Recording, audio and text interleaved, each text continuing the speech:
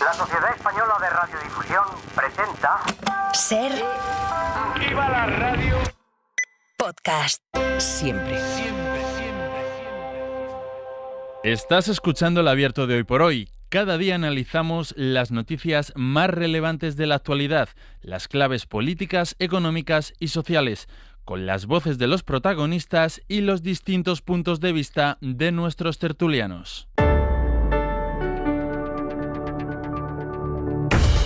Tiempo para el análisis, tiempo para el abierto, aquí en Hoy por Hoy, esta mañana de martes, con Eduardo Madina. ¿Qué tal? Muy buenos días. Con Cristina de la Hoz, muy buenos días. ¿Qué tal? Buenos días. Y con Mariola Urrea, hoy aquí. ¿Qué tal? Muy bien, encantada muy buenos de estar días. Aquí. Enseguida vamos a ir a esa frontera entre Israel y el Líbano, vamos a explicar la última hora, vamos a intentar estar en directo en Beirut para que nos cuenten en primera persona cómo está siendo otra vez ese movimiento de desplazados de la zona más afectada por los bombardeos de Israel. Pero antes me quiero detener en unos datos que conocimos ayer y que yo creo que todo el mundo cuando los escuche dirá, uy, espera, ¿qué están diciendo? ¿Por qué? Voy a hablar de las horas extras. Las horas extras no pagadas siguen siendo una plaga pese a la ley de registro de jornada laboral que se aprobó hace 5 años. Escuchen esto. El número de horas extraordinarias impagadas apenas ha bajado un 1,5%. Y casi la mitad de los trabajadores... Javier Ruiz, buenos días. ¿Qué tal? Muy buenos días. ¿Qué vamos a contar tú y yo, verdad? Mira, pues vamos a contar que casi la mitad de trabajadores sigue haciendo jornadas superiores a las que fija su contrato y no las cobra. Sí, las cifras la verdad es que no se mueven desde que en el año 2019 entró en vigor el Real Decreto de Lucha contra la Precariedad Laboral, se llamaba así. Bueno, pues desde entonces y hasta hoy. Antes de la norma se trabajaban 6,4 millones de horas al año extras en España. 6,4 entonces, son 6,3 hoy. Apenas han caído un 1,5%. Antes de la norma, el 48% de los trabajadores decía que hacía horas extras y que no se las compensaban, ni con dinero ni con días libres. 48% antes. Hoy son el 47%, apenas un punto menos. Así que, en total tenemos en España 419.000 empleados que trabajan gratis, con datos de la EPA que ayer recopilaba Comisiones Obreras. El avance es insignificante, Ángeles, y en dinero, el dinero que se sigue sisando a los trabajadores con estas horas es más que significativo. Cada trabajador hace unas 6,3 horas extras a la semana que no cobra. Es decir, trabaja gratis, por lo que debería cobrar unos 141 euros semanales o unos 7.300 euros al año.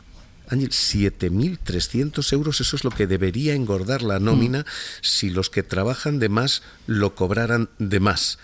7.300 euros al año. En fin, la cifra se me repite una y otra vez en la cabeza, Ángeles, perdóname. 7.300. En términos agregados, si los empresarios pagaran esto serían 3.200 millones o si lo traducimos a contratos se generarían 70.000 puestos de trabajo. Así que tenemos una conclusión política, la norma de registro de jornada para esto no está funcionando, funciona en otros terrenos, pero para reducir las horas extra impagadas esto no, y tenemos una conclusión económica. Los empresarios se están ahorrando unos 3.000 millones de euros en sueldos que no pagan con algo que en su día se describía como precariedad y que hoy sigue siendo precariedad.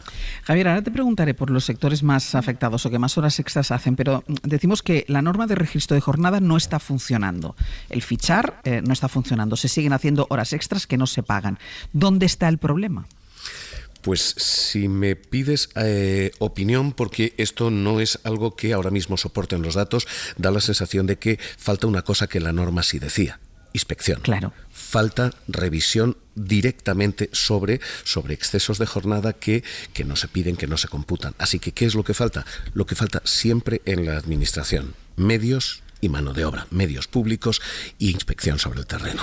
Y sobre los sectores, Javier, ¿quiénes son los que trabajan esas horas extras? ¿Qué perfiles o qué sectores son los más explotados?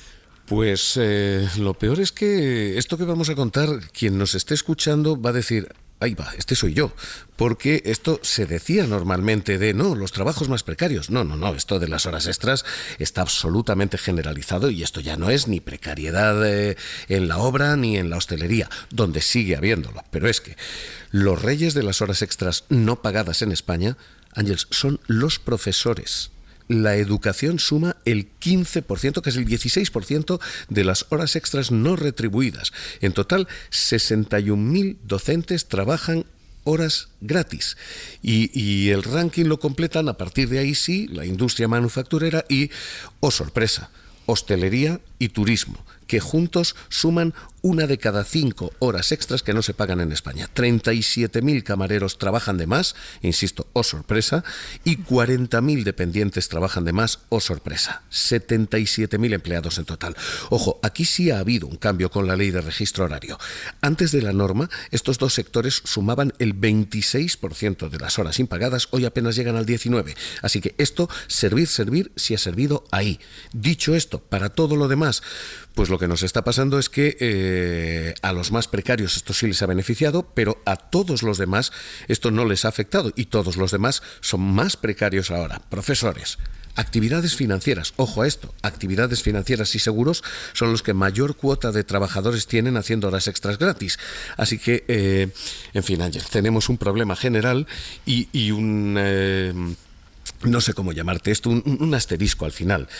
El periodismo no aparece por ningún lado, no aparece en ninguna de las estadísticas, pero no te preocupes, Ángeles, que ahora vamos a hacer unas llamaditas al INE para sugerir cambios en la EPA, ¿eh? Gracias, Javier. Un abrazo hasta ahora. Estos son los datos y va muy vinculado a las negociaciones que el Gobierno retoma hoy precisamente con los sindicatos y con los empresarios para reducir la jornada laboral a 37 horas y media a la semana. Ya saben que llevan meses los agentes sociales intentando llegar a un acuerdo, pero la patronal de momento no cede, sostiene que las pequeñas y las medianas empresas van a perder mucho dinero y por eso Trabajo plantea ahora bonificar a esas empresas que se vean obligadas a contratar más personal si se reduce la jornada. Los sindicatos llevan meses diciendo que si no se llegaba pronto a un acuerdo iban a convocar manifestaciones en la calle y ahora mismo en la estación de cercanías en Atocha está nuestra compañera Estefanía Salvatierra. Estefanía, buenos días.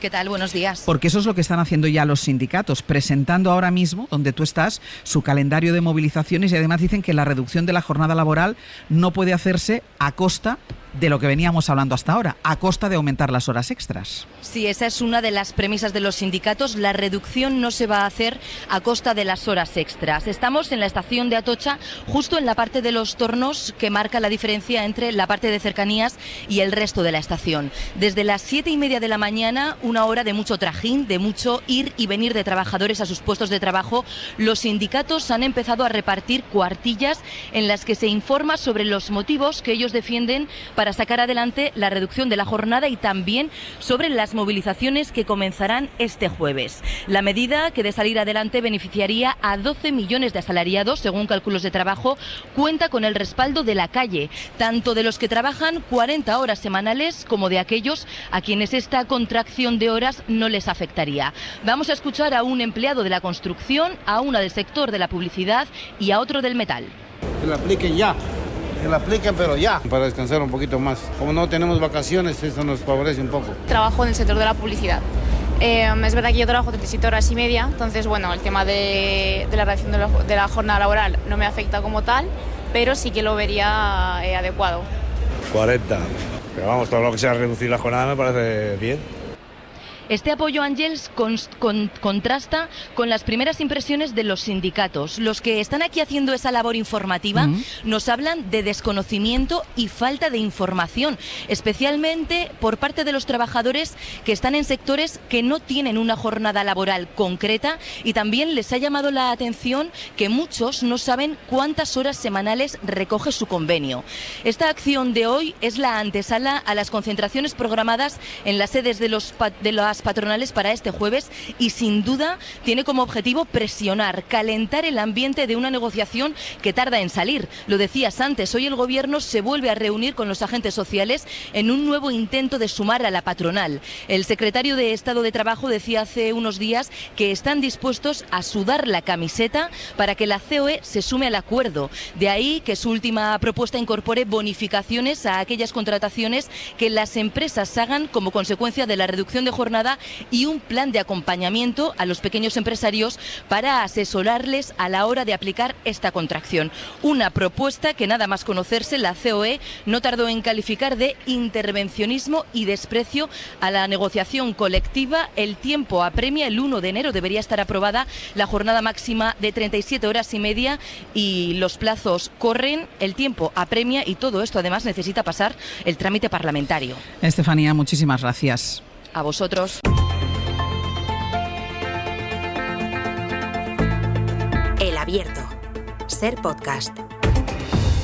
En El Abierto, Mario Laurrea, Eduardo Madina y Cristina de la Hoz. Entramos en el análisis de los datos que ponía sobre la mesa Javier Ruiz a cuenta de un informe elaborado por Comisiones Obreras. Hace 5 años que se aprobó la Ley de Registro de Jornada Laboral y el número de horas extraordinarias, estando ya en vigor este registro de jornada, el número de horas extraordinarias que no se pagan ha bajado solo un 1,5%, Edu. Sí, mira, yo creo que una de las virtualidades de esta legislatura, que está teniendo problemáticas legislativas que todos vemos, es que ha colocado un tema muy relevante en la agenda. Yo creo que lo ha hecho la ministra de Empleo, pero es verdad que todo el gobierno ha empujado en esa dirección y el Congreso de los Diputados se ha hecho eco de un asunto que es clave, que es cómo repartimos nuestro tiempo de trabajo, en qué medida lo retribuyen las empresas, qué debate tenemos sobre el tiempo presente y futuro, en qué medida evoluciona. Una legislación laboral que lleva tiempo quieta en el mismo patrón de las 40 famosas horas semanales. Francia tiene 35, Bélgica tiene 38. No hay primer elemento clave que quería aportar, no hay una uniformidad en el conjunto de los 27 Estados miembros que fije el mismo tiempo del trabajo. 2. Son datos cada UNAI, Sordo, el secretario general de Comisiones Obreras, pero que son conocidos. El límite de 40 horas semanales produce más o menos unas 1.826 horas al año. Sin embargo, la media negociada en convenios está 200 horas por debajo. Segundo, una vez iniciado esta política por parte de este gobierno, este dato que aportas se están reduciendo muy poco por debajo de donde deberían, nos invita a pensar que hay que hacer algo más. Ese paso siguiente, yo creo que es mejor si se da por acuerdo. Si la COE distingue lo que está sucediendo, si no cierra la puerta a otros debates, a este debate, como lo ha hecho con otros a lo largo de estos años atrás, si lee, como por ejemplo supo leer, mucho mejor que el Partido Popular, la necesidad de aquella reforma laboral que salió por los pelos, ¿os acordáis? Una votación loca, con un voto equivocado de un diputado del PP, pero que salió adelante con acuerdo de la COE y los sindicatos. Porque yo creo que la recuperación del diálogo social en un asunto como este, cuánto tiempo tenemos que trabajar, cuánto se retribuye la hora trabajada y en qué medida conciliamos nuestro tiempo productivo con nuestro tiempo de ocio, de vida y de conciliación, es uno de los elementos que va a definir la sociedad española de aquí en adelante. Yo creo que España tiene de fondo un problema serio de productividad por hora trabajada. No está en la media de la Unión Europea, por supuesto no forma parte de los 10 países con mejor productividad por hora trabajada, está en el furgón de cola. Y en parte está ahí por este tema del tiempo, por esta acumulación de horas improductivas, por esta acumulación de horas no pagadas y por esta distancia a veces afectiva que con el conjunto de nuestro tiempo laboral muchas trabajadoras y muchos trabajadores tienen en nuestro mercado laboral. Así que bienvenido sea este debate, ojalá haya un acuerdo COE-sindicatos que permita un proceso de legislación hacia una, vamos a decir, modernización del tiempo de trabajo en claves de flexibilidad, en claves de productividad y en claves de modernización de un mercado laboral que desde mi punto de vista hace muy bien el gobierno en colocarlo en la agenda porque lo necesita. Yo creo que convendría empezar por hablar y ponerle a las cosas el nombre apropiado. Una hora extra no pagada no es una hora extra, es una hora robada. Entonces, hablemos de horas robadas. Y hay quien roba y quien es robado. Y a partir de aquí administremos todas las herramientas que desde el ámbito público y privado puedan ponerse en marcha para evitar esto, pero incidamos también en otro elemento que es la responsabilidad del empleador y del empleado. Durante muchos tiempos yo creo que se ha instalado una cultura en el empleador y a veces también en el empleado donde uno firmaba un contrato e implícitamente ya asumía que también eso requería te quedarás un poquito más, ¿no? Y además no te lo voy a pagar. Date cuenta que los sindicatos dicen que muchos trabajadores no saben cuál es su jornada laboral. Efectivamente. Bueno, creo, y tomando alguna de las reflexiones que señalaba ahora Edu, creo que esto va a cambiar porque hay una generación de jóvenes que tiene un aprecio indiscutible por el valor tiempo y va a enmendar esta cultura. Y confío en que paralelamente se esté generando también un conjunto de nueva generación de empresarios o de empleadores, que también aprecien esto de otra manera distinta. Yo creo que estamos en un momento de disrupción y obviamente la política tiene que servir para empujar esos cambios, acelerarlos. No con esto no estoy poniendo parte de la culpa o de la responsabilidad en el empleado, en el trabajador, pero estoy diciendo que forma parte también todo esto de una cultura laboral que afortunadamente hoy hay sectores de la población, gente joven, que está empujando a que esto cambie. Y hay que hacer una llamada de atención también al empresario o empresaria, a ese colectivo que tantas veces se presenta en la sociedad con aspavientos cada vez que hay movimientos políticos en términos de subamos el salario mínimo interprofesional, reduzcamos la jornada laboral, y creen que va a caer sobre ellos las plagas de no sé qué, cuando es, oye, un poco de responsabilidad también. Cristina. El debate de la reducción de la jornada laboral yo creo que es un debate ya imparable. Y me imagino que cuando se habló de la jornada laboral de 8 horas, en muy buena medida se debieron utilizar los mismos argumentos que se están utilizando ahora, ¿no? Cuando se habla de una jornada laboral de 37 horas y media. Ya se dice que en este país hay 8 millones de trabajadores acogidos a una reducción de la jornada laboral, fundamentalmente de las grandes empresas. El problema es el tejido productivo de nuestro país. Tenemos un país en el que el tejido productivo está formado fundamentalmente por pymes, mini pymes, empresas muy pequeñitas, en la que este tipo de medidas efectivamente tienen un impacto. De ahí que uno de los planteamientos del Ministerio de Trabajo sea dar incentivos a aquellas empresas pequeñas que puedan tener una seria dificultad en reducir la jornada laboral. Yo sí lo he escuchado a muchos importantes economistas diciendo que realmente, y Edu lo ha planteado, que el problema primero que tenemos en España es el de la productividad. Y que una vez solucionado ese problema es cuando deberíamos abordar otros aspectos. Y estoy hablando incluso de economistas de la órbita de la izquierda, no solo economistas liberales ni ultraliberales, de que seguimos arrastrando un problema de productividad que nos lastra con respecto a los países de nuestro entorno. Trabajo estaba dispuesta a llegar a un acuerdo con los sindicatos, obviando a la patronal, y fue el PSOE el que dijo que esta era una cuestión que debía llevar un acuerdo de todos los agentes sociales. Pero luego entra en clara contradicción con los datos que hemos conocido sobre las horas extras impagadas. Porque si tú, de hecho, reduces la jornada laboral, pero luego completas, digamos, esa jornada laboral de 8 horas con unos trabajadores que no van a cobrar ese exceso de trabajo, digamos que vamos hacia un modelo que al final va a tener una enorme trampa. O sea, es que son dos cuestiones que chocan, que colisionan. Tú reduces la jornada laboral, pero luego vas a tener un trabajador obligado, poco menos que hacer esas 8 o 9 horas diarias. Mira, lo de la productividad creo que es uno de los grandes temas de nuestro modelo productivo. En España siempre hemos apelado a la idea de que somos poco productivos, ¿no?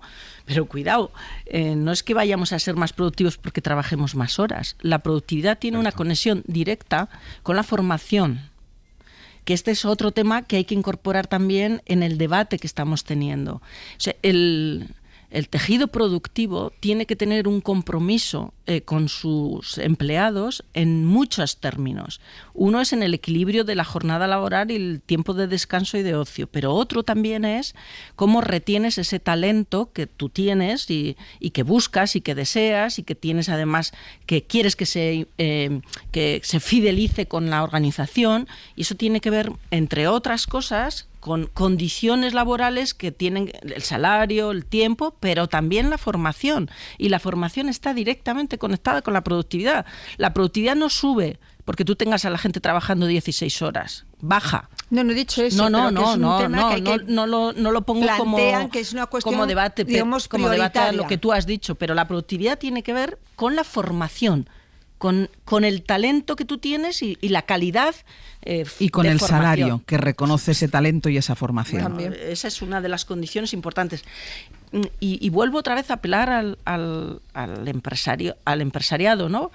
porque ahora en los manuales de las grandes escuelas de negocio se habla mucho de las empresas con propósito. Y si tú escuchas hablar a los presidentes y presidentas de las grandes empresas y a las que no son tan grandes, han incorporado ya en su narrativa esta idea, ¿no? Es que somos una empresa con propósito. Bueno, pues una empresa con propósito pasa por cuidar al talento. Edu.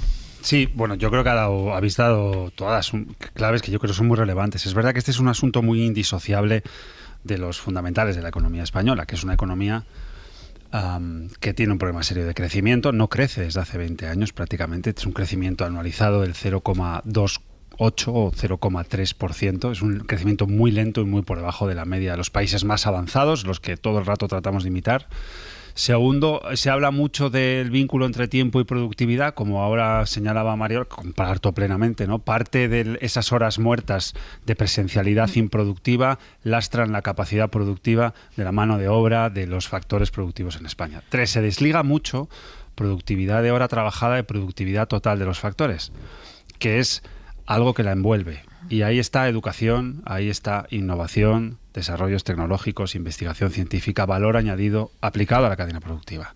Estos asuntos que están detrás del debate político económico español desde hace décadas, pues son asuntos que hay que enfocar. ¿Es una puerta de entrada el tiempo del trabajo? Desde mi punto de vista es una puerta de entrada. Ojalá haya suerte, ojalá haya un consenso amplio entre los agentes sociales y veamos esta reforma pronto en el BOE. Déjame, porque no me resisto a dejarlo apuntado al menos, ya que estamos hablando de derechos sociales.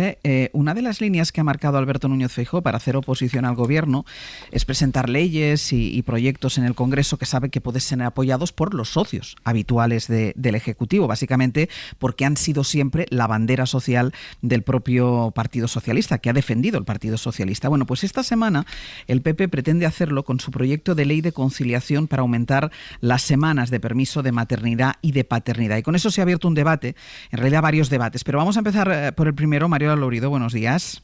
Buenos días, Ángeles. Primero situemos qué es lo que dice la norma que está ahora mismo en vigor y si en realidad está funcionando, si está cumpliendo el objetivo.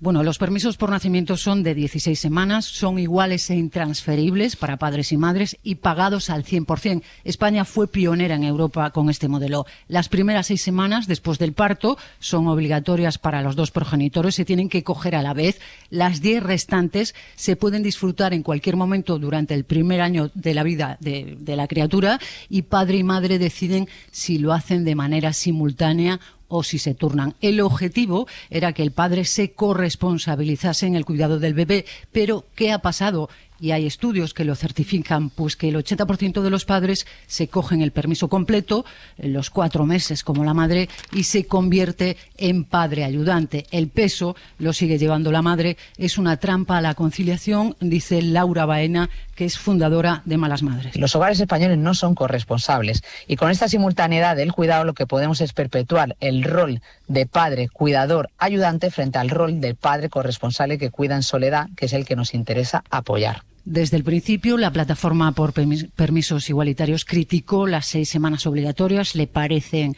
excesivo y siempre defendió que fueran solo 2, que en cuanto la madre se recuperase del parto, el padre pudiese turnarse realmente, que fuese el cuidador principal y alargar también así el tiempo. Porque dice que la norma tiene otra trampa: para fraccionar las semanas hay que contar con el acuerdo de la empresa y los empresarios pues no están por la labor, prefieren que el trabajador pues se lo coja automáticamente. Así que una vez que el bebé tiene 4 o 5 meses, es la mujer la que se pide reducciones de jornada, excedencias o incluso renuncia al empleo. María Pazos. Para las madres y para los bebés, la simultaneidad significa que el permiso se termina a las 16 semanas y entonces las mujeres se ven obligadas a pedirse excedencias y reducciones de jornadas, lo que les conduce a aún más precariedad. Malas Madres le dice a Feijóo que acabar con la simultaneidad no soluciona los problemas de conciliación. Se necesitan más medidas como una revisión del mercado laboral, flexibilidad, reconocimiento social y económico de la maternidad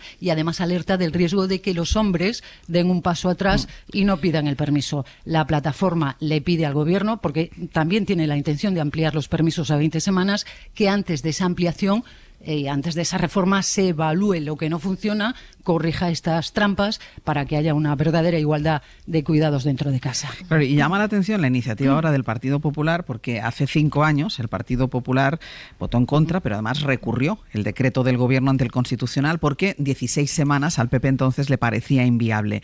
¿En qué se diferencia, Mariola, aquel recurso del Partido Popular con la propuesta que hace ahora Feijóo? Sí, el PP recurrió el decreto de la equiparación de permisos porque no lo consideraba urgente y que la cosa pues podía esperar. El Tribunal de Garantías lo tumbó, le vino a decir que sí era urgente porque los avances en esta materia son discretos cuando no insignificantes. Pero ahora al Feijóo pues le ha entrado la prisa de la conciliación. Propone ampliar de 16 a 20 semanas las bajas y que las 6 primeras sean obligatorias pero no simultáneas. Dice que hay que darle libertad a las familias para que se repartan el permiso cuando más les convenga.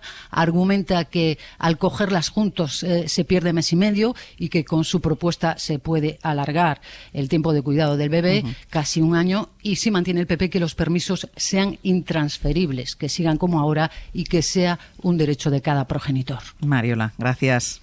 A ti, hasta luego. Seguimos ahora.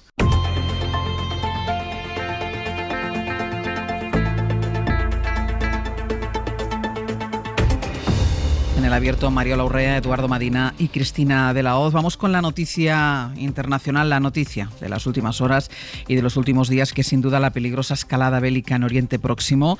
Israel bombardeó ayer varias localidades del Líbano, provocó el mayor número de muertos en ese país desde que se acabó la guerra civil hace 30 años. Son casi 500 fallecidos, entre ellos algunos menores, una veintena de menores de edad, de niños pequeños. Hezbollah ha respondido esta madrugada con ataques sobre infraestructuras militares que son estratégicas para Israel. Antonio Martín, buenos días. ¿Qué tal, Ángels? Dice Netanyahu que él no está atacando al pueblo libanés, sino que está atacando a Hezbollah. Y por su parte, la comunidad internacional que está reunida en Naciones Unidas ha pedido contención porque, según la Unión Europea, y lo decía Josep Borrell, estamos al borde de una guerra total en esa zona. Sí, es el gran temor de toda la comunidad internacional. Es inevitable que se vaya a convertir en uno de los temas principales de los que se va a hablar en la Asamblea General de la ONU de esta semana. Hoy, por ejemplo, va a hablar allí por última vez Joe Biden. Veremos si hace referencia a esta escalada. De hecho, se van sucediendo las llamadas a la contención, como pasó al inicio con Gaza, con mucho tacto hacia Israel también. Como ejemplo, la portavoz de la Casa Blanca, que es Karine Jean-Pierre, a bordo del Air Force One, camino de Nueva York. El riesgo de una escalada regional es real. Creemos en el camino diplomático. Decía, la voz más dura llegaba de nuevo desde Irán, cuyo presidente habla ya en Estados Unidos de terrorismo de Estado por parte de Israel. La historia tiene un guión parecido al de la Franja de Gaza. Israel argumenta que su población del norte del país está en peligro, dice una y otra vez que sus objetivos no son los civiles y que los ataques están bien diseñados, y en pocas horas, como decías, tenemos 492 muertos, 35 de ellos niños, y hace unos minutos apenas ha conocido, por ejemplo, una masacre en una población del Valle de la Bekaa en la que han muerto al menos 10 miembros de una misma familia. Hay también largas colas de miles de personas huyendo desde el sur del país hacia el norte, algunos a Sidón, a Beirut, otros más al norte,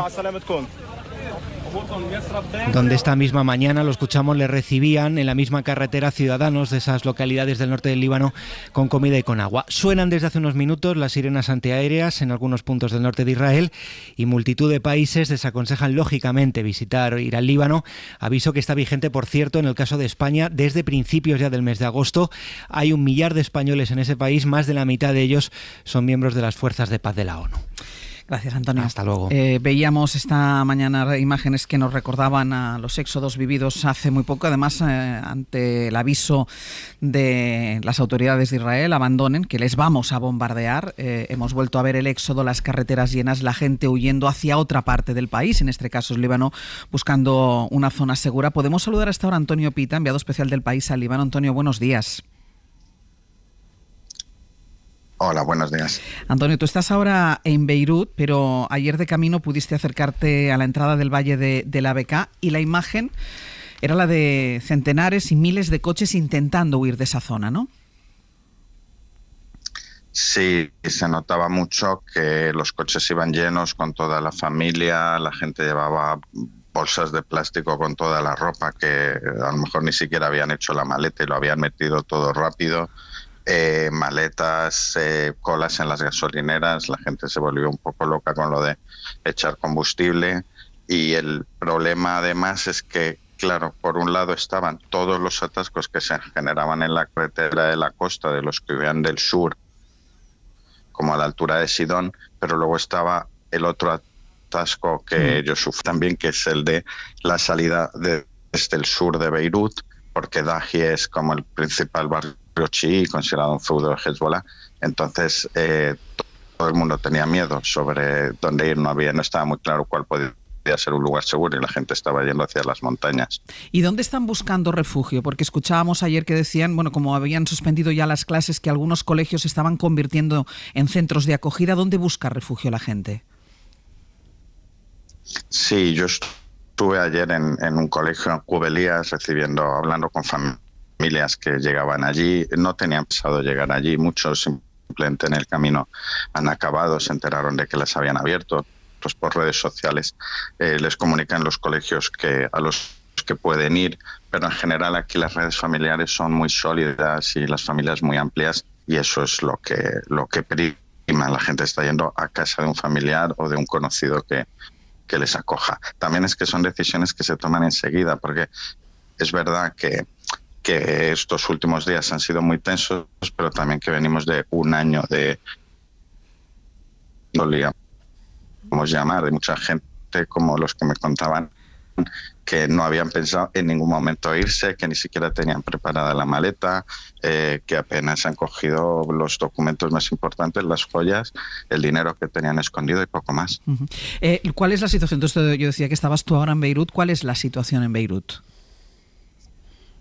Ahora es una sensación como de más tranquilidad. La gente está muy afectada, es muy difícil que la gente con la que he hablado no acabar la conversación con lágrimas en los ojos. Creo que todo el mundo es muy consciente de la brutalidad de lo que ha sucedido. También es verdad que es un país muy acostumbrado a que cada 5 o 10 años haya una crisis de algún tipo, ¿no? Un país que ha tenido 15 años de guerra civil y que viene además de sufrir mucho. Desde 2019 está en una de las crisis económicas más grandes desde la mitad del siglo XIX, según el Banco Mundial. En 2020 la explosión del puerto de Beirut fue pero lo recuerda. En 2006 ya hubo una guerra entre Israel y Hezbollah. Entonces siempre tienen esa sensación así como de una mezcla de vitalismo y fatalismo que a mí me emociona mucho y me sorprende mucho cuando la encuentro. Como que en cierto modo siguen su vida normal, aunque son conscientes de que ha pasado algo muy grave. Antonio, como siempre, muchísimas gracias por colaborar con nosotros. Nada. Hasta luego. Lo hemos escuchado con alguna dificultad, pero yo creo que merecía la pena el testimonio de alguien que conoce muy bien la zona. El ex corresponsal del País en Jerusalén está ahora mismo de enviado especial al Líbano. Y yo creo que lo más terrible es ver primero cómo se extiende de manera inevitable la guerra por toda la región. Hablaba Josep Borrell esta mañana de vamos hacia la guerra total, pero yo creo que lo más duro son esas palabras de Antonio Cristina cuando decía, es que aquí la gente ya está acostumbrada a acostumbrarse al horror, sí, acostumbrarse a la muerte. No es la primera vez que se producen incursiones de Israel en el Líbano, la última de 2006, y ahí se alcanzó un acuerdo de paz, pero claro, los equilibrios allí siempre están cogidos con alfileres. Los expertos dicen que se está preparando una incursión terrestre. Que lo más probable es que aquello acabe con una incursión terrestre por la cual Israel intente crear una franja, una zona de seguridad con Líbano, ¿no? Los ataques a Hezbollah, que hemos visto además tecnológicamente inquietantes, ¿no? Como se han producido. La posible implicación de Irán. Evidentemente Irán está detrás de las milicias de Hezbollah, ¿no? Pero sí, el hecho de que yo creo que venimos ya desde hace mucho tiempo alertando de la posibilidad de que este sea un conflicto que vaya más allá de lo que es la Franja de Gaza, que personalmente creo que de la Franja de Gaza no debe quedar ya nada en pie. Estamos hablando de un territorio que en su parte más ancha son 12 kilómetros, con 41 kilómetros de largo, es decir, después de todo este tiempo de bombardeos indiscriminados que está haciendo Israel sobre la Franja de Gaza, creo que queda poco o nada. El conflicto corre serio peligro, como dice Josep Borrell, de extenderse, de una participación de Irán, de volver a poner esa zona, que es una zona evidentemente conflictiva desde hace muchas décadas, otra vez poner el foco bélico sobre ella, y vamos a ver cómo se sustancia. Y de momento, bueno, Europa siempre decimos que puede hacer poco. Lo importante es lo que puede hacer Estados Unidos, pero ahora mismo también Estados Unidos está inmersa en un proceso de elecciones presidenciales que creo que no precisamente no tiene el foco puesto como una prioridad el asunto de Palestina y de Gaza. Recordemos que esto coincide con la reunión al más alto nivel de Naciones Unidas, sí, que más allá de la condena veremos en qué se traduce. Es terrible porque la guerra de región en esta ocasión no es el resultado de una escalada fruto de un error o una escalada fruto de un accidente. La guerra de región en este caso es una opción estratégica, sí, de Israel. Yo creo, para mí este es el punto de desconcierto y el punto de también un poco de descaro de Israel, ¿no? Lo hace además en un momento, tú ahora lo apuntabas, Ángels, donde está reunida la Asamblea General de Naciones Unidas en la sesión inaugural del año, ¿no? El año de Naciones Unidas, de la Asamblea General, que resulta todavía más impúdico porque ahí se ve la falta de medida y la falta y la confianza con la que se siente Israel para hacer una incursión en el territorio de otro Estado. La pregunta es cómo se desenvuelve la comunidad internacional en una guerra en esta región, ¿no? Donde los equilibrios son tan precarios. Y yo creo que no hay mucho espacio para la esperanza porque las herramientas jurídicas y políticas son muy frágiles. Quiero recordar que la institución encargada de preservar la paz y la seguridad internacional es el Consejo de Seguridad de Naciones Unidas. Estamos viendo declaraciones de la Asamblea General, pero obviamente el competente para el uso de la fuerza y administrar en términos de legalidad internacional el uso de la fuerza es el Consejo de Seguridad. Ahí Estados Unidos tiene derecho de veto y también en términos políticos tampoco hay demasiado margen para la esperanza porque el único actor político relevante con capacidad para ordenar esta guerra de región es Estados Unidos y hasta el momento pues es que él está en una situación interna también muy complicada, ¿no? Edu, déjame, voy contigo a la vuelta.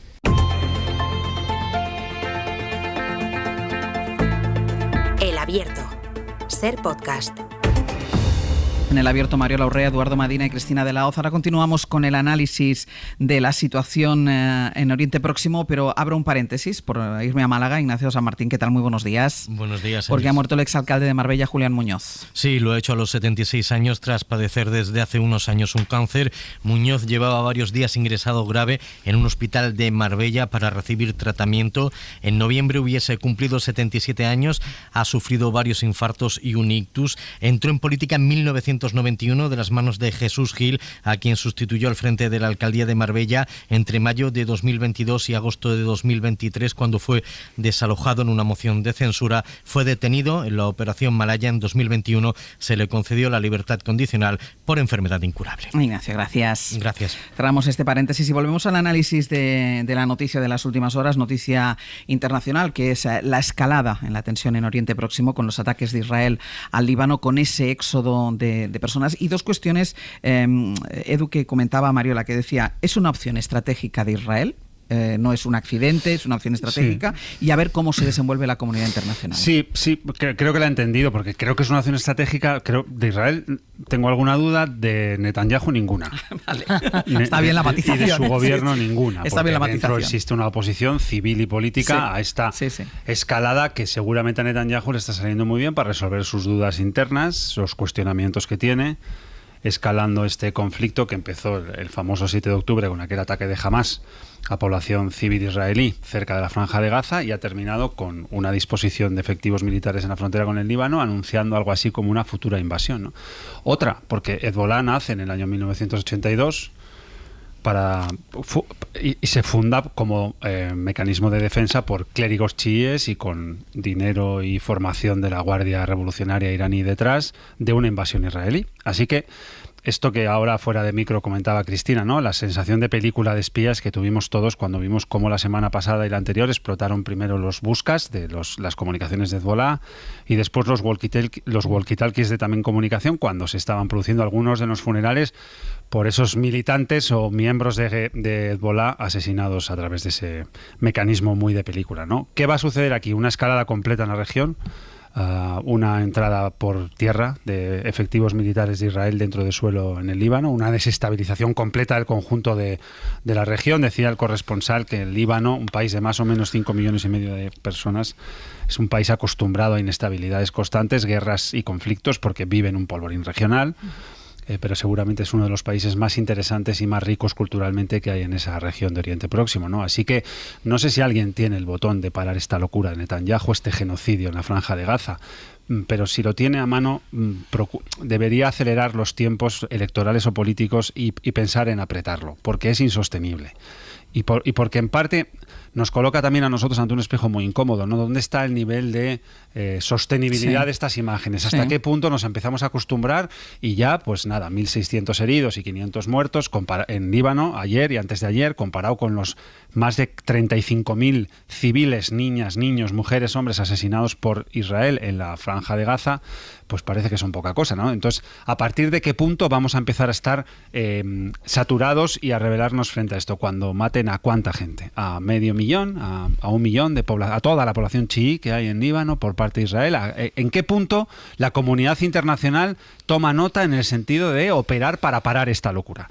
No sé si Israel tenía la intención. Israel, repito, he caído en mi autotrampa de antes. Sí. El gobierno de Netanyahu tenía la intención de escalar regionalmente el conflicto árabe-israelí, llevarlo hasta sus últimas consecuencias para ocultar otro tipo de problemáticas que tiene ese gobierno hacia adentro, ¿no? Pero si por el camino quería cargarse la poca reputación global que le quedaba, enhorabuena, Netanyahu se la lleva por delante. Quería señalar que ahí en el Líbano hay una de las grandes operaciones de mantenimiento de la paz de Naciones Unidas, la FINUL, ¿no? Con un desplazamiento que protege un poco esa línea azul, a la que yo creo que tú indirectamente, Cristina, apelabas en tu intervención, cómo Israel puede estar queriendo mover, ¿no? esas barreras de preservación de espacios de seguridad y de preservación de espacios de no conflicto, ¿no?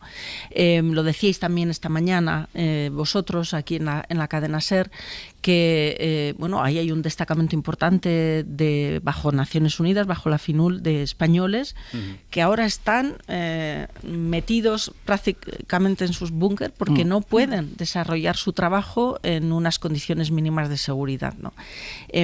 Creo que Israel está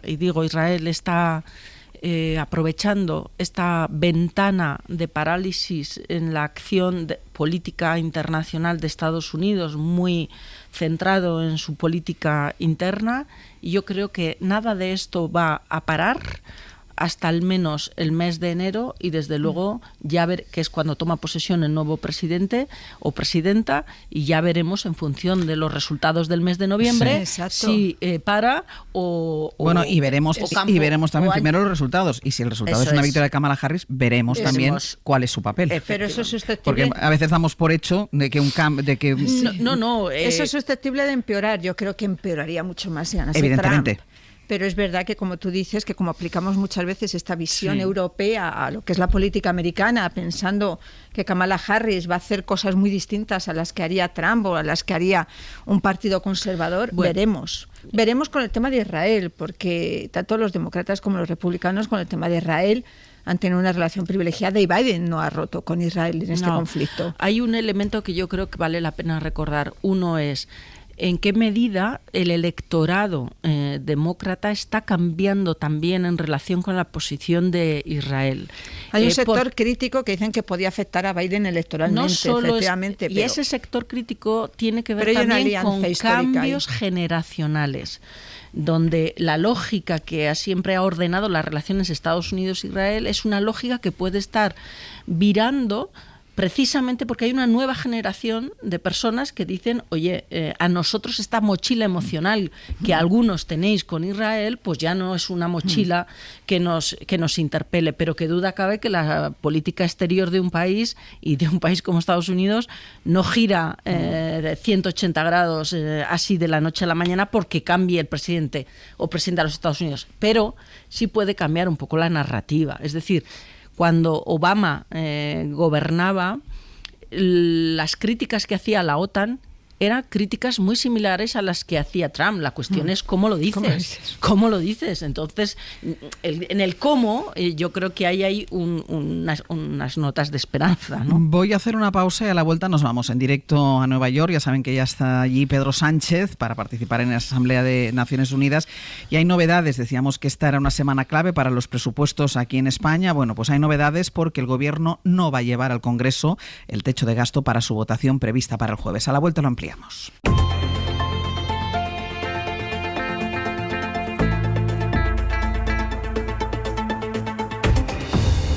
En el abierto, Mario Larrea, Eduardo Madina y Cristina de la Hoz. Les decíamos que el jueves estaba previsto que se votara en el Congreso otra vez la senda de déficit que había aprobado el Gobierno la semana pasada. Ya saben que esta votación, la senda de déficit, es el primer paso para tramitar los presupuestos de 2025. Y a las 8 les decíamos que el Gobierno estaba ahí buscando una fórmula para retrasar esa votación, para que no se tuviera que votar el jueves, porque ya daba por hecho que no tendría los votos suficientes para que esa senda de déficit saliera adelante.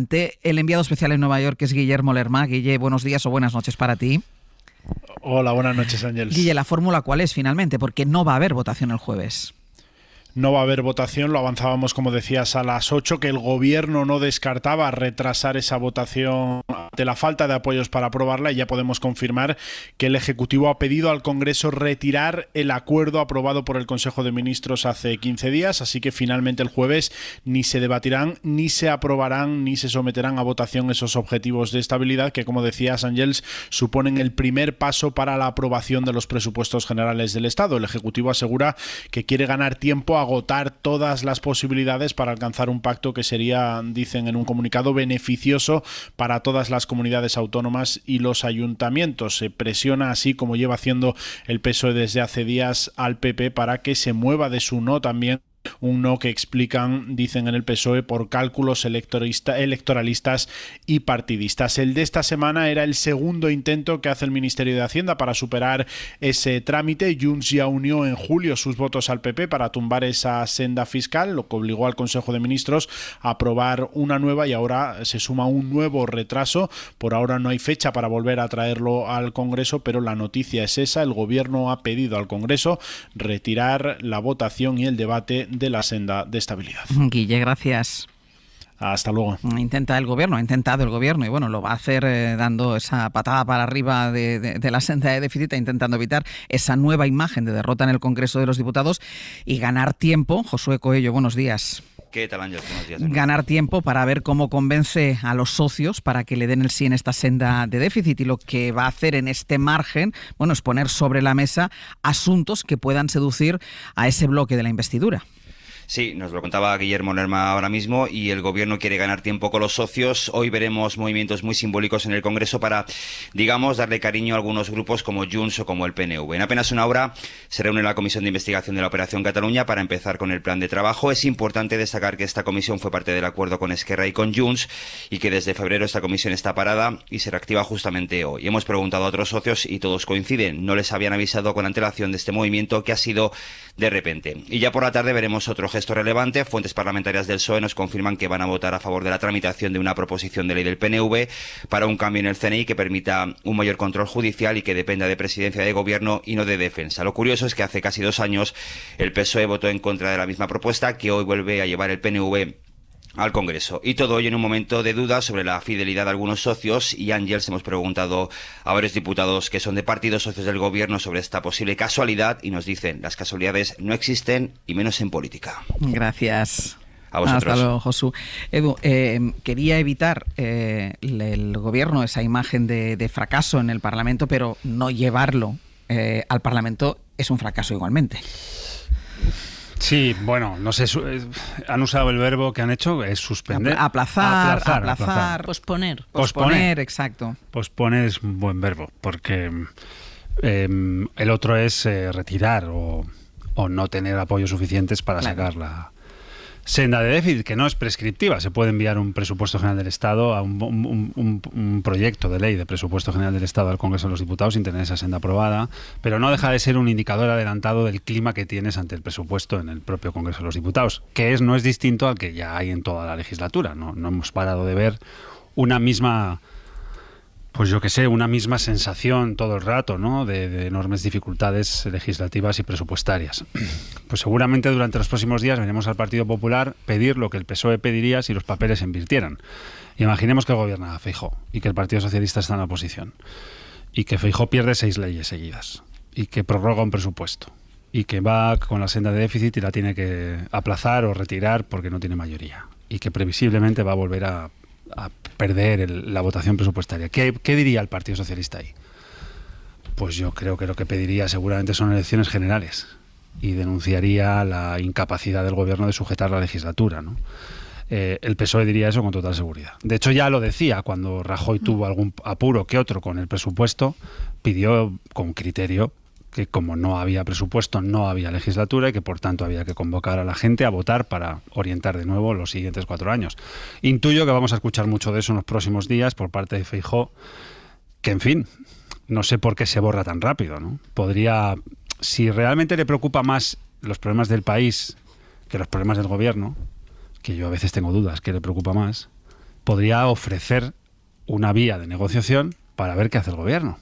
Decir, mire, usted no tiene por ahí apoyos, llámeme a mí, a ver si somos capaces de ser capaces de, no sé, fijar 4 o 5 orientaciones y hacer una oposición útil, ¿no? ¿Está ahí para hacer una oposición útil Feijóo? Esa es una pregunta que tiene que hacerse, porque si no hay una mayoría alrededor de Junts, estos viajes extraños a Suiza y estas cosas, ¿no?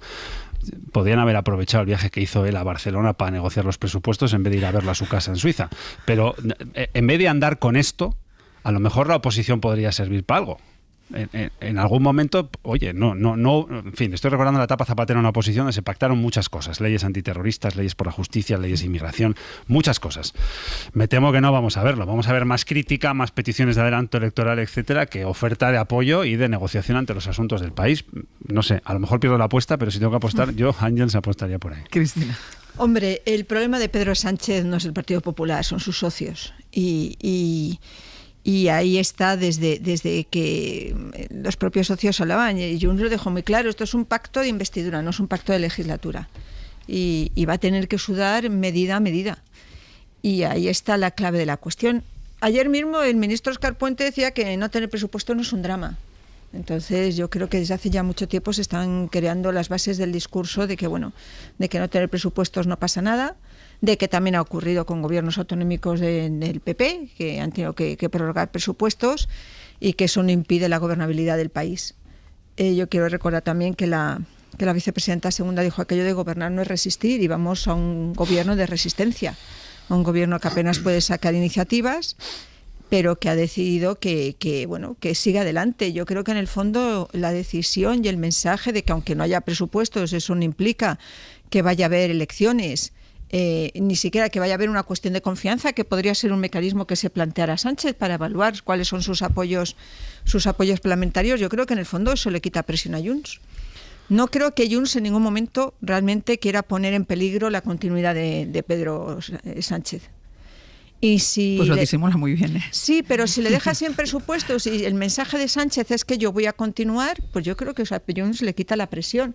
Mantiene la imagen de que no está entregado a Madrid como RC, pero no pone en peligro la continuidad de un gobierno de coalición entre el PSOE y Sumar, y la opción de abrir la puerta a un gobierno del Partido Popular con apoyos de Vox.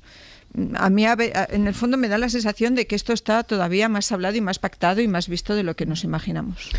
Y a mí también me suena un poco a eso. El verbo posponer que se utiliza hoy puede interpretarse en 2 claves, ¿no? Una, obviamente, no hablar de retirada, que políticamente es menos amable para quien quería llevar y sacar adelante esta medida y era evidente que el jueves no iba a contar con los apoyos pertinentes, pero también hay otra manera de interpretar esa idea de posponer, que es que el tener o no presupuestos todavía no esté del todo cerrado. Yo no sé cuál de las dos opciones es la más realista y encaja mejor con las conversaciones que el partido pueda estar teniendo en Suiza con los socios o qué. Creo que en las próximas semanas veremos si hay margen o no hay margen para sacar adelante unos presupuestos, o realmente el posponer de hoy era retirar y olvidarse y seguir adelante con unos presupuestos prorrogados, que son unos presupuestos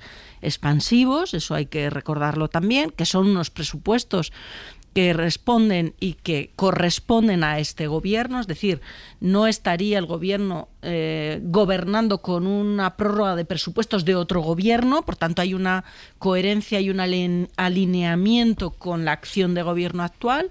Es verdad, la Constitución obligaría en cierta medida, políticamente hablando, pero también yo creo que en el espíritu jurídico de la norma, a que cada gobierno presente sus presupuestos y luego, bueno, pues si se aprueban bien, si no también. Pero es verdad que hace mucho tiempo que estas realidades y estos análisis están enmendados por un proceder político en España que ha cambiado todo. Hay que recordar también que Rajoy gobernó con una prórroga durante 3 años sucesivos. 3 años. Entonces, bueno, no quiero decir que esto sea una práctica ni honorable, ni una práctica adecuada, pero es la realidad política de fragmentación que existe en nuestro país, y con estos mimbres hay que hacer el cesto. Bueno, yo aspiro a que algún día la previsibilidad presupuestaria vuelva a la política nacional. Aspiro a que algún día el presupuesto en año en curso se ejecute en año en curso y se renueve año a año como marca la Constitución. Aspiro a que nunca más se vuelva a poner la gobernabilidad de España en manos de un señor que está huido de la justicia. Aspiro pero es que eso no es así, sí, Eduardo. Eso es así. Eso no es así. Eso es así. Eso es darle un poder al señor Puigdemont que no tiene. Sus votos, no. Es que sin esos votos, termino, Mariola, sin esos votos, y no te enfades conmigo, sin esos votos no, yo no me estoy enfadando. Sale la investidura. Estoy discutiendo votos, argumentalmente, que es bastante diferente. Sin esos votos no sale la investidura, sin esos votos no salen los presupuestos, sin esos votos no salen las leyes orgánicas, sin esos votos no salen la legislación ordinaria, sin esos votos no salen ni las proposiciones no de ley ni las mociones consecuencia de interpelación. Nada sale sin Puigdemont. Y por eso el gobierno ha perdido tanto, porque la gobernabilidad, que en parte es ejecución presupuestaria y en parte es obra legislativa y regulatoria, depende de Puigdemont. Y cuando el botón de Puigdemont es el sí, las leyes salen. Y cuando el botón de Puigdemont es la abstención o el no, las leyes no salen. Así que estás colocando la gobernabilidad en manos de Puigdemont, además de todos los demás partidos que forman parte, pues, de eso que se denomina la mayoría de la investidura, que yo creo que duró la investidura y la ley de amnistía. No duró nada más. No está para nada más esa mayoría disponible. Así que yo creo que esta legislatura, lo digo ya por enésima vez, no tiene condiciones de gobernabilidad. Y no tiene condiciones de gobernabilidad porque no tiene condiciones de legislación y no tiene condiciones de presupuestos. Porque alguien decidió ponerla en manos de Puigdemont, lo que creo que es un error. Porque además de estar en las circunstancias judiciales en las que está ese señor, es contradictorio ideológicamente con muchos de los partidos que desde luego están en la coalición de gobierno y forman parte de la mayoría. No tiene absolutamente nada que ver ideológicamente con la mayoría de los partidos que forman parte de la mayoría. Así que da error, y por eso no va a haber presupuesto este año. Y por eso creo que las aritméticas en el Parlamento se deberían resolver de otra manera, para que alguien en Suiza no tenga tanto poder como tiene, que nunca ha tenido tanto. El 23J, cuando se votó para elegir al presidente de gobierno y conformar un parlamento, los españoles decidieron que el parlamento fuera un parlamento fragmentado, un parlamento plural, y las mayorías que permitían formar un gobierno eran mayorías plurales, eran mayorías frágiles y eran mayorías que invitaban a una gobernabilidad compleja. De ahí hacer la síntesis de que se pone la gobernabilidad de España en manos de un señor fugado de la justicia, creo que tiene mucho atractivo narrativo, pero creo que no es acertado en términos de análisis político. Es completamente acertado, bueno, e indiscutible. Ahí es donde estamos en desacuerdo. Pero es indiscutible.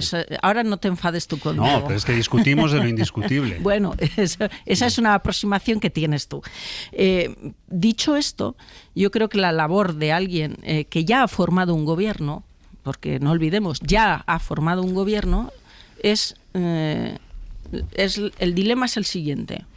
Entrego el poder, que es la única herramienta de transformación social, a la oposición para que lo administre con Vox.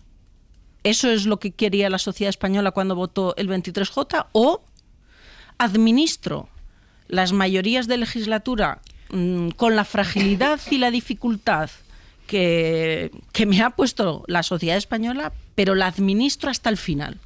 Yo creo que la realidad política encaja mejor con esta acción que con la de entregarle el poder a este señor que cuando hablamos de inmigración dice que hay que mandar a la Armada o hay que deportar masivamente, que cuando hablamos de pluralidad de España tiene bastantes dificultades para comprenderla y para integrarla, y así sucesivamente. Entonces, este es el debate, no es otro, no es Puigdemont. El debate es: el PSOE, que está gobernando y tuvo la mayoría, administra esta mayoría de la mejor forma que puede, con los equilibrios que puede y las concesiones que necesita, o le entrega el poder, que es la herramienta de transformación social, al PP para que gobierne con Vox. Este es el dilema. No, yo creo que hay muchos más asuntos que esos dos. Ese planteamiento dilemático que propones es completamente falso, porque no es o gobernar con Puigdemont o el fascismo en España se hace con la legislación. Es enfocar de otra manera, aspirar a otras mayorías, comprender las sinergias aritméticas que tiene el Congreso de otra forma, decidir si se puede a cambio de 7 votos conceder una amnistía. Hay mucho asunto que está detrás de esto que planteas. No es o Puigdemont o Vox. España no está condenada ni a Vox ni a Puigdemont, por mucho que tu planteamiento lo sugiera así. No es verdad, Mariola. Hay muchos más enfoques, muchas más posibilidades, hay elasticidades de pacto que no se están ensayando, hay una distribución del poder entre los distintos niveles municipal, autonómico y nacional que no encajan en ese enfoque. Yo creo que Puigdemont tiene más poder que el que ha tenido nunca. Esa elasticidad de posibles pactos de la que hablas en la teoría y en el análisis teórico es sostenible. En la realidad práctica creo que es bastante discutible, y no voy a ser yo quien te enseñe a ti precisamente Mariona, dificultades de pacto político. Pero Mario, en la realidad práctica también es verdad que sin los 7 votos de Junts no sale nada en el Congreso. Eso está claro, eso es así. Eso es así. Yo, cuando se plantea Vox o Junts, quiero decir que en algunas cuestiones no veo grandes diferencias entre ambos partidos. Por ejemplo, la cuestión de la inmigración. Junts tiene un sesgo claramente xenófobo. Está todo el día vinculando inmigración con delincuencia. No hay diferencias entre el discurso de Vox o de Junts, pero como en eso y como en otras cosas, te quiero decir que pensar que Junts forma parte de una mayoría progresista de la Cámara, no. Nadie ha hablado de Junts, eso. No has utilizado ese término, pero Junts tiene posiciones realmente mucho más parecidas a las posiciones que defiende Abascal que las que puedan tener otros partidos. No simplifiquemos. Claro, no simplifiquemos, pero no bueno, creo que la concepción autonómica, la concepción de España tengan. Evidentemente Vox tiene una concepción centralista de España, y Junts lo que quiere es romper la integridad territorial de este país. O sea, que me parece muchísimo más grave, si me apuras, la concepción que tiene territorial Junts en este caso que la que pueda tener Vox, que bueno, plantea un modelo que antiautonómico que yo no comparto, pero es que en el caso de Junts, un tratamiento de la mujer también muy esperanzador y un... Bueno, sí, vale, pero bueno, entonces, quitamos la inmigración, quitamos que quieren romper la integridad territorial del país, quitamos... Esos son detalles sin importancia, pero, en todo Cristina, caso. No son detalles sin importancia. Te quiero decir que es que entre Vox y Junts, realmente, con un partido que sí, que efectivamente está dirigido por un individuo que se ha sustraído a la acción de la justicia. Esto no es que sea acertado, no, es que es lo que hay, esta es la realidad. Muy brevemente. Y con el que hay que ir a negociar a Suiza. Pero vamos a ver, yo no voy a estar defendiendo ahora al señor Puigdemont. Es que el señor Puigdemont está huido de la justicia, es un elemento fáctico. Que en este país el Parlamento ha decidido otorgar una amnistía fruto de una negociación política es obvio. Que en este país el Poder Judicial se ha negado a aplicarle esta ley de amnistía a Puigdemont es obvio.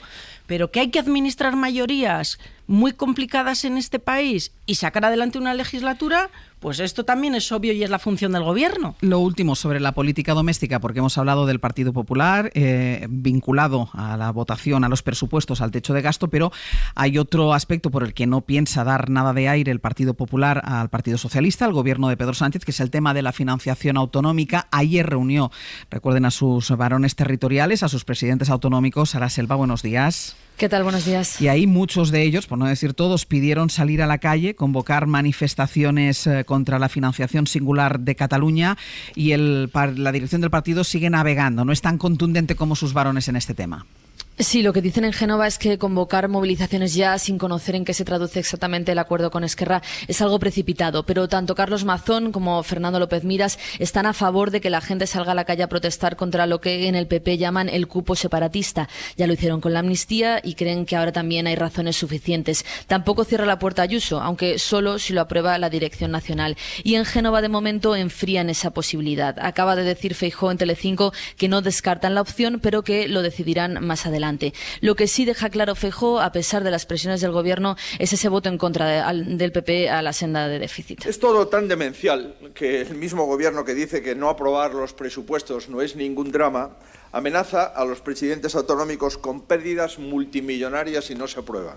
Intenta el líder del PP sacudirse la presión del gobierno, que insiste en todo el dinero que van a perder las comunidades si no se aprueba esa nueva senda. Pero Feijóo dice que eso son amenazas y que no van a caer en intimidaciones. El cambio es ser firmes ante los privilegios, como lo están siendo los presidentes autonómicos. Se han topado con el muro de los principios. Los varones del PP van a seguir acudiendo a las reuniones con el presidente en la Moncloa, pero con el compromiso de no negociar sobre financiación autonómica, e insisten además en reclamar una conferencia de presidentes para hablar de eso mismo, de financiación. Sara, gracias. Hasta luego.